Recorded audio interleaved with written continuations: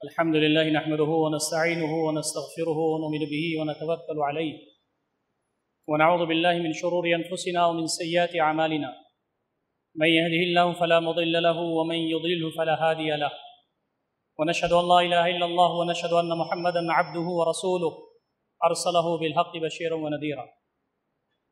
أعوذ بالله من الشيطان الرجيم. بسم الله الرحمن الرحيم. يا أيها الذين آمنوا كتب عليكم الصيام كما كتب على الذين من قبلكم لعلكم تتقون. صدق الله العلي العظيم. وعن النبي صلى الله عليه وسلم أنه قال: من لم يدع قول الزور والعمل به فليس لله حاجة أن يدع طعامه وشرابه، أو كما قال النبي صلی اللہ تعالی علیہ وسلم. محترم سامعین خطبہ جمعہ، بزرگوں، نوجوان بھائیوں اور عفت مآب ماں اور بہنوں، السلام علیکم ورحمۃ اللہ وبرکاتہ. رمضان بالکل قریب آ لگا ہے اور ہمارے درمیان سے روزانہ لوگ رخصت ہوتے جا رہے ہیں. پچھلے رمضان میں کچھ لوگ ہمارے ساتھ تھے، اس رمضان میں وہ ہمارے ساتھ نہیں ہیں، اور اس رمضان سے پورا استفادے کی توفیق اللہ رب العزت کن کو دے گا ہمیں نہیں معلوم. ہماری کوشش ہونی چاہیے، ہماری نیت ہونی چاہیے کہ اس رمضان سے پورا استفادہ ہم کر سکیں. یہ رمضان شہر التقوی ہے. اللہ رب العزت نے روزے اس لیے فرض نہیں کیے کہ ہم بھوک برداشت کریں، پیاس برداشت کریں، نفس کو ماریں. روزہ اس لیے فرض کیا گیا ہے تاکہ تمہارے اندر تقوی پیدا ہو سکے. ہماری فکر ہونی چاہیے کہ ہم پچھلے 20 سال، 30 سال، 40 سال اور 50 سال سے ہم روزہ رہ رہے ہیں، تو ہمارے اندر اللہ کا خوف، اس کی خشیت، خوف الہی، استعاذہ رب ہمارے اندر پیدا ہو رہا ہے کہ نہیں ہو رہا. فرمایا نبی اکرم صلی اللہ علیہ وسلم نے کہ تمہاری مجلسوں میں تقوی کا تذکرہ ہونا چاہیے. نبی اکرم صلی اللہ علیہ وسلم کی کوئی بھی نشست ایسی نہیں ہوتی تھی جس میں آپ تقوی کی نصیحت نہیں کر سکتے. اوصیکم بتقوی اللہ، میں تمہیں اللہ تعالیٰ کے تقوی کی نصیحت کرتا ہوں. نبی اکرم صلی اللہ علیہ وسلم نے جو رمضان کے بارے میں تفصیلات بیان کی ہیں وہ یہ کہ آدمی کہیں بھی ہو، سفر میں ہو، حضر میں ہو، گھر میں ہو، گھر سے باہر ہو، کمرے میں ہو، برسر بازار ہو، کہیں بھی ہو، اسے اس بات کا احساس ہونا چاہیے کہ اس کا رب اس کے ساتھ ہے. اچھا کام کر رہا ہو تو خوشی ہو، آگے بڑھتا جائے، غلط کام کرنے کی نیت ہو تو رک جائے. ابن قیم رحمۃ اللہ علیہ لکھتے ہیں کہ من صام رمضان ایمانا واحتسابا غفر له ما تقدم من ذنبه، یعنی اطاعت رب کے ساتھ آدمی رمضان کا روزہ رکھ رہا ہے تو اس میں ایمان کی بھی کیفیت ہے، اور اللہ رب العزت چاہتا ہے کہ بار الہ ہماری یہ جتنی بھی کوششیں ہیں اسے قبول کر لے، یہ اس لیے کہ تو دیکھ رہا ہے دل کی رگوں کی گہرائیوں میں اٹھنے والے وسوسوں.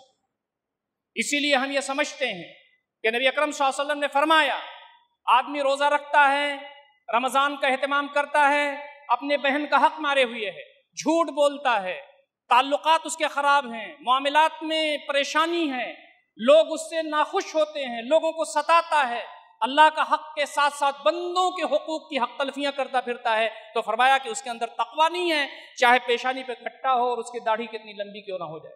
اسی لیے فرمایا من لم یدع قول الزور والعمل به، اگر کوئی شخص جھوٹ بولنا اور جھوٹ کی گواہی دینا، جھوٹ پر عمل کرنا نہ چھوڑے، فلیس للہ حاجۃ ان یدع طعامہ وشرابہ، اللہ رب العزت کو کوئی بھی ضرورت نہیں ہے کہ وہ کھانا چھوڑے ہوئے ہے، اپنا پانی چھوڑے ہوئے. ہم میں سے بہت سارے لوگ ہیں جھوٹ بولتے رہتے ہیں، بد دیانتی کرتے رہتے ہیں، بے ایمانی کرتے رہتے ہیں، غلط بیانی کرتے رہتے ہیں، حق تلفیاں کرتے رہتے ہیں اور روزہ رکھے ہوئے ہیں. جھوٹ کا جو تذکرہ یہاں پر کیا گیا ہے وہ اس لیے کیا گیا ہے کہ جھوٹ بیماریوں کی اور ساری برائیوں کی جڑ ہے. محترم سامعین کرام، یہ بات بھی ہمیں سامنے رکھنی چاہیے کہ تقوی تو عظیم ہے.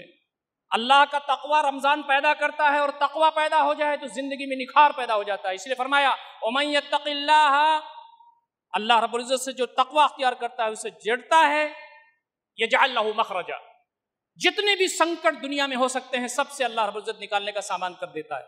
وَيَرْزُقْهُ مِنْ حَيْثُ لَا يَحْتَسِبُ، اس کو روزی وہاں سے دیتا ہے جس کو اسے گمان نہیں ہوتا۔ آج لاک ڈاؤن کا زمانہ چل رہا ہے، کرفیو کا زمانہ چل رہا ہے، کورونا کا زمانہ چل رہا ہے، سال گزر گیا، وبا ختم ہونے کے نام نہیں دیتی، روزیاں تنگ ہو گئی ہیں۔ فرمایا یہ تقویٰ کی جو کیفیت ہے وہ یہ کہ تمہارے اندر و باہر ایسے ہو کہ کہیں بھی تم ہو تو اللہ رب العزت کا خوف، اس کی خشیت تمہارے دل میں ہو۔ رمضان تم ایسے گزارو، یہ ہے شہر و رمضان جو شہر و تقویٰ بھی ہے۔ اور فرمایا کہ سب سے آخری چیز جو بندے کی ہونے والی ہے وہ یہی ہونے والی ہے، والعاقبۃ للمتقین۔ جب ہم کو قبر میں ڈالنا ہوگا تو بس تقوی کی دعا ہو رہی ہے، جب حشر میں ہم کھڑے ہوں گے تو تقوی کا معاملہ ہوگا، جب جنت و جہنم کا معاملہ ہوگا تو تقوی ہی ہمیں لے جائے گا۔ تو یہ شہر تقوی ہے جس کے بارے میں پوری تیاری کی ضرورت ہے۔ ہمارے دل میں چھین اور کپٹ ہے، اس کو دور کرنے کی ضرورت ہے۔ ہمارے زندگی کے جو معمولات ہیں اس میں اللہ رب العزت کو ناراض کرنے کی اگر کہیں کوئی بات ہے تو اس کو دور کرنے کی ضرورت ہے۔ استقبال رمضان کا معاملہ ہے، تقوی کے لیے ہم تیار ہو جائیں۔ یہ جو رمضان آ رہا ہے یہ شہر اخلاص ہے۔ تقوی کی جو معراج ہے وہ اخلاص ہے۔ ہم یہ جانتے ہیں کہ اللہ رب العزت کو بہت سارے جو کام ہیں سب بندے کے منہ پر وہ مار دیتا ہے، اس لیے کہ اس کے اندر اخلاص نہیں ہوتا، اللہ کے لیے کام کرنے کا جذبہ نہیں ہوتا، دکھاوا ہوتا ہے، خود نمائی ہوتی ہے، واہ واہی ہوتی ہے، اپنی تعریف ہوتی ہے، روب جمانا ہوتا ہے، اپنے آپ کو دکھانا ہوتا ہے، اس لیے اللہ رب العزت سارے اعمال کو منہ پہ مار دیتے ہیں۔ تو اس وقت جو رمضان آ رہا ہے وہ ہم کو بتاتا ہے کہ تمہارے سارے اعمال میں اخلاص کی کیفیت ہونی چاہیے۔ وما امروا الا ليعبدوا الله مخلصين له الدين، ان کو یہی حکم دیا گیا ہے کہ وہ اللہ رب العزت کی جو عبادت کریں اس میں اخلاص چھلکتا ہو، اللہ رب العزت کے لیے کام کریں۔ نماز کوئی پڑھتا ہے اور دائیں بائیں دیکھ کے نماز لمبی کر دیتا ہے تو فرمایا من صلی یرائی فقد اشرک، جس نے نماز پڑھی دکھاوے کے لیے اس نے شرک کیا۔ من صام یرائی فقد اشرک، میرا گھرانہ بہت پرانا ہے، میں نے روزہ رکھوں گا تو کیا ہوگا، محلے والے کیا کہیں گے، خاندان والے کیا کہیں گے، اس لیے روزہ رکھتا ہوں میں۔ تو من صام یرائی فقد اشرک، جس نے روزہ رکھا دکھانے کے لیے اس نے شرک کیا۔ تو فرمایا کہ تمہارا جو معمول ہے وہ اللہ رب العزت کو خوش کرنے کا ہونا چاہیے، اللہ رب العزت کو ناراض کرنے کا نہیں ہونا چاہیے۔ اسی لیے یہ بات بار بار کہی گئی اور صاف صاف کہی گئی کہ اللہ رب العزت کو وہی چیز پسند ہے جو اس کے لیے کی جائے۔ رات کی تنہائی ہو، دن کا اجالا ہو، اللہ کو یاد رکھو۔ یاد رکھیے ہم رمضان کے مہینے میں گھر کے اندر جاتے ہیں، اپنے کمرے میں ہوتے ہیں، چٹکنی لگی ہوئی ہوتی ہے، ایک گھٹ پانی اس لیے نہیں پیتے، کوئی نہیں دیکھ رہا ہو تو کیا دیکھتا، وہ تو دیکھ رہا ہے جو سب کو دیکھ رہا ہے۔ یہ ہے اخلاص۔ اسی لیے اللہ رب العزت نے فرمایا، حدیث قدسی ہے، الا الصوم، سوائے رمضان کے روزے کے، فإنه لی وأنا أجزی بھی، روزہ میرے لیے ہے، میں اس کا بدلہ دوں گا۔ یدع شہوتہ وطعامہ، وہ اپنی شہوت کو اور اپنے کھانے کو میری وجہ سے چھوڑتا ہے۔ میں آپ کو سمجھتا ہوں آپ روزے سے ہیں، آپ مجھے سمجھتے ہیں کہ میں روزے سے ہوں، لیکن اصل میں رمضان کے دن میں کون روزے سے ہے کوئی نہیں جانتا سوائے اس کے۔ یہ ہے اخلاص۔ کوئی دیکھ رہا ہو نہ دیکھ رہا ہو، جذبات کی اصلاح کرنا، احساسات کی اصلاح کرنا، اپنے اندر جو منفی سوچ پیدا ہوا ہے جس میں ریاکاری ہے، دکھاوا ہے، عجب پسندی ہے، واہ واہی ہے، شہرت طلبی ہے، ان سب چیزوں کو کاٹ کر کے وحدہ لا شریک کے لیے اعمال کرنا، یہ ہے شہر الاخلاص۔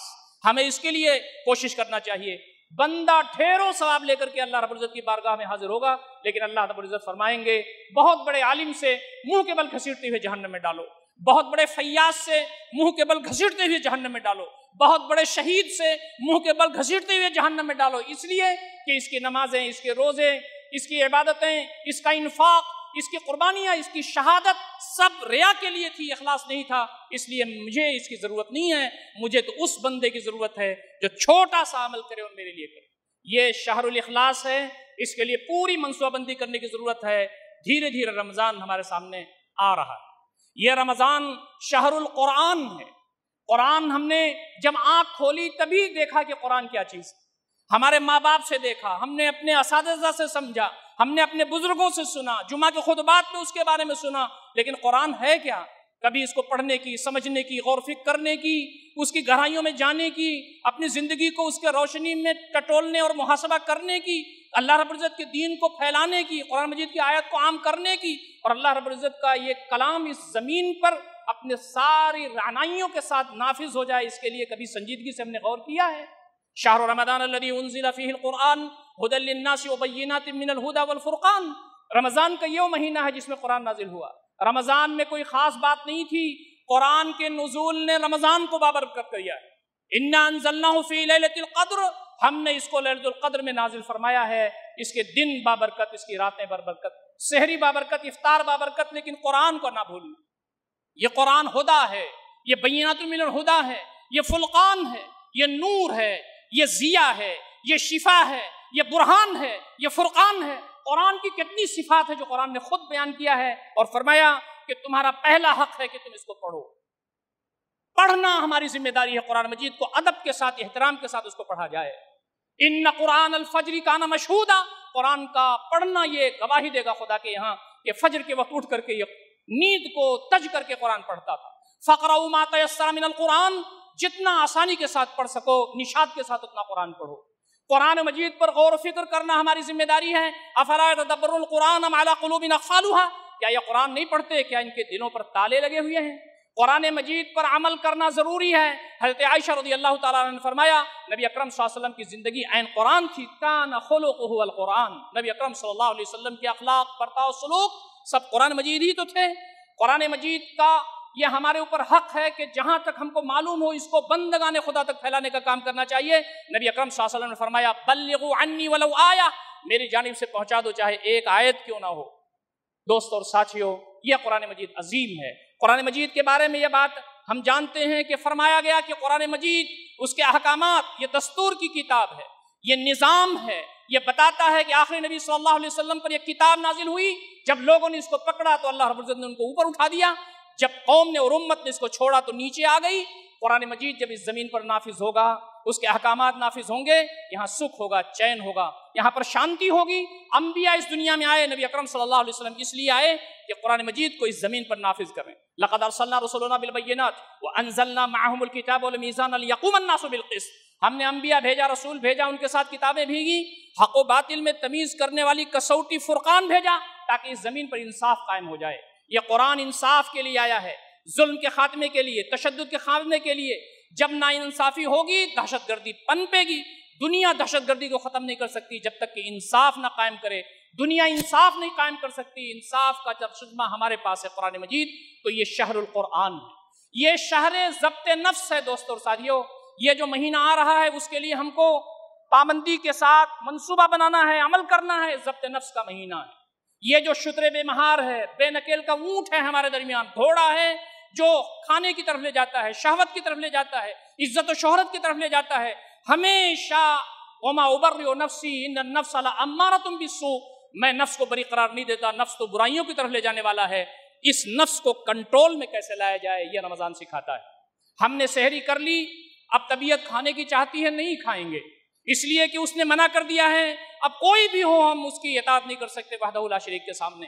اب کھانے کا ٹائم ہو گیا ہے، ہم نہیں رک سکتے، شہوت سے رکتے ہیں، ہم غیبت سے رکتے ہیں، ہم دیگر چیزوں سے رکتے ہیں، اس لیے کہ اللہ رب العزت نے ہم کو کہا ہے کہ اب رکنا ہے، اب نہیں رکنا ہے، تو نفس کو کنٹرول میں کرنے کا یہ ذریعہ۔ تو فرمایا گیا کہ یہ عظیم ہے اور تمہیں نفس کو اپنے کنٹرول میں کرنے کے لیے فکر مندی کرنی چاہیے۔ یہ شتر بے مہار جو چاہے کرتا پھرے، یہ نظریں ہماری جو اٹھتی ہیں دن بھر، یہ جو ہم حلال و حرام کرتے رہتے ہیں، یہ جو جائز اور ناجائز کے لیے تعویلات کرتے رہتے ہیں، جو ہم تمام اپنے گھروں میں بہت ساری وہ دین کی تعلیمات ہیں جس کو روکتے ہیں، ہم اپنی زندگی میں جو بہت ساری چیزیں ہیں جس کو ہم اس پر توجہ نہیں دیتے، تو فرمایا یہ کہ یہ نفس کی ساری عیاریاں ہیں، مکاریاں ہیں۔ نفس 100 بھیس بدل کر کے ہمارے سامنے آتا ہے۔ مفسر قرآن کے سامنے، عالم دین کے سامنے، بہت بڑے مجتہد اسلام کے سامنے وہ ایسے آ کر کے غلط کام نہیں کرواتا، وہ قرآن مجید کی آیات کے حوالے سے تعویلات باطلہ کر کے اس کو راستہ دکھاتا ہے۔ ہم آپ سے وہ آ کر کے راستے دکھا دیتا ہے، خوشنما بنا دیتا ہے، اور ہم اپنے نفس کی چال میں چلے جاتے ہیں۔ یہ شہر ضبط نفس ہے۔ ہمیں یہ دیکھنا ہوگا کہ ہم اپنے نفس کو کنٹرول میں رکھتے ہیں، کہ تو ہمارے کنٹرول میں ہے۔ جب میرا رب چاہے گا تجھے ہم کھانا دیں گے، جب میرا رب جب چاہے گا تب تجھے پانی دیں گے، میرے رب کا حکم جب ہوگا اس کے مطابق تو چلے گا۔ اور جو نفس کو کنٹرول میں کر لے تو اس کو کہا گیا ہے کہ جہاد اکبر ہے۔ نفس سے کنٹرول میں رکھنا یہ سب سے بڑا جہاد ہے، یہ شہر ضبط نفس ہے۔ ہمیں اس کے لیے بھی منصوبہ بندی کرنی چاہیے۔ آخری بات جو میں آپ کے سامنے کہنا چاہتا ہوں وہ یہ ہے کہ یہ شہر المواسات ہے، غمخواری کا مہینہ ہے، پیار کا مہینہ ہے، ہمدردی کا مہینہ ہے، لوگوں کی عیادت کرنے کا مہینہ ہے۔ کسی کمزور کی مدد کرنے کا مہینہ ہے، بھوکے کو کھانا کھلانے کا مہینہ ہے، کپڑا جس کے پاس نہ ہو اس کو کپڑا دینے کا مہینہ ہے، غم خواری اور غم گساری کا مہینہ ہے۔ نبی مکرم صلی اللہ علیہ وسلم یوں تو غم گساری اور لوگوں کے مددگار ہوا کرتے تھے، لیکن رمضان میں جبریل امین جب آ کر کے آپ کو قرآن ریوائز کرتے تھے تو آپ اتنا زیادہ آپ کا ہاتھ کھل جاتا تھا جیسے الریح المرسلہ، جیسے ہوائیں چلتی ہیں نرم خام، کوئی بھی آیا اس کو دیا۔ یاد رکھیے ہم لوگوں کو اللہ رب العزت نے روٹی چٹنی دی ہے، دال روٹی دی ہے، کھا رہے ہیں۔ اللہ تعالیٰ کے کتنے بندے ایسے ہیں جن کو کھانا میسر نہیں ہے، کپڑے میسر نہیں ہیں، ان کے کپڑے پھٹے ہوئے ہیں، پیر میں چپل نہیں ہے، بچے بلک رہے ہیں، یتیم پریشان ہیں، بیواؤں کی زندگیاں اندھیری ہو چکی ہیں۔ کون ہے جو اٹھ کر کے نبی اکرم صلی اللہ علیہ وسلم کی تعلیمات پر آگے بڑھ کے ان کی افطار کا انتظام کرائے، ان کے کھانے کا انتظام کرائے، کسی بیوہ کے دل میں محبت ڈالے، ان کے بچوں کا کپڑا بنا دے، عید کے موقع پر خوشیاں ڈال دے۔ یہ پورا مہینہ وہ ہے کہ اس میں اگر ہم لوگوں کے کام آئیں گے، جس میں غربا، مساکین، یتیم، لاچار، مجبور، مستحقین، تو اللہ رب العزت ان کے درجات بلند کرے گا، دل کی تنگی کو ختم کرے گا، نفس کو کنٹرول میں دے گا، اور اللہ رب العزت اعمال کو قبول کرے گا۔ جس دن سارے لوگ ایک دوسرے سے بھاگتے پھر رہے ہوں گے، ہمیں اللہ تعالیٰ سے دعا کرنا چاہیے، منصوبہ بندی کرنی چاہیے کہ یہ جو رمضان جو شہر تقویٰ ہے، جو شہر اخلاص ہے، جو شہر قرآن ہے، جو شہر ضبط نفس ہے، جو شہر مواسات ہے، اللہ رب العزت ہم تمام کو اس کے لیے منصوبہ بندی کرنے، اپنے آپ کو نکھارنے، پچھلے رمضان سے زیادہ اچھا اس رمضان میں بنانے کی اللہ رب العزت ہم تمام کو توفیق عنایت فرمائے۔ اقول قولی ھذا استغفر اللہ لی ولکم اجمعین واستغفروہ انہ الغفور الرحیم، وآخر دعوانا الحمد للہ رب العالمین۔